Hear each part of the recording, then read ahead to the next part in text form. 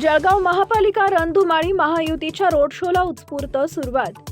जळगाव शहर महानगरपालिका निवडणुकीच्या पार्श्वभूमीवर महायुतीच्या 75 उमेदवारांच्या प्रचारासाठी मुख्यमंत्री देवेंद्र फडणवीस यांच्या उपस्थितीत आज दुपारी 4:30च्या सुमारास जळगाव शहरात भव्य महाविजय रथ यात्रा काढण्यात आली।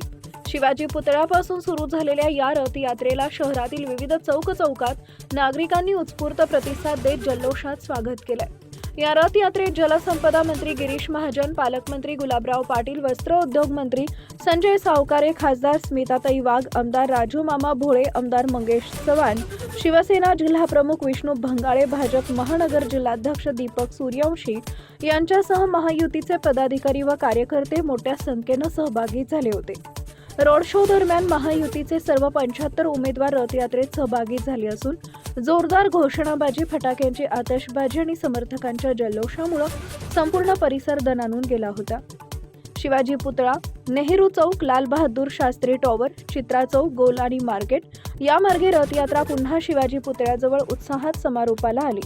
रथयात्रेदरम्यान मोठ्या प्रमाणावर नागरिकांची गर्दी पाहायला मिळाली। कायदा व सुव्यवस्था अबाधित राहावी यासाठी जळगाव पोलिसांकडून चोख पोलीस बंदोबस्त ठेवण्यात आला होता।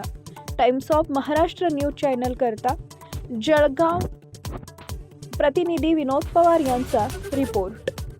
100 कोटी रुपयाची वर्क ऑर्डर आपण दिली आहे। पंपिंग स्टेशनची 172 कोटीची अशी जवळपास 884 कोटी रुपयाची कामं या ठिकाणी आपण या मलदेश साराडा करता आपण PM ई बस स्टेशन याचं 18 कोटी रुपये दिले आहेत। घनकचरा व्यवस्थापनाकरता 16.78 कोटी रुपये दिले आहेत। नगरोत्थानमधून रस्त्यांकरता 38 कोटी रुपये दिले आहेत। उद्यान सुशोभीकरणाकरता 5 कोटी दिले आहेत। स्टेट कॅन्सर सर्किटच्या अंतर्गत L3 सुविधामध्ये आपण 50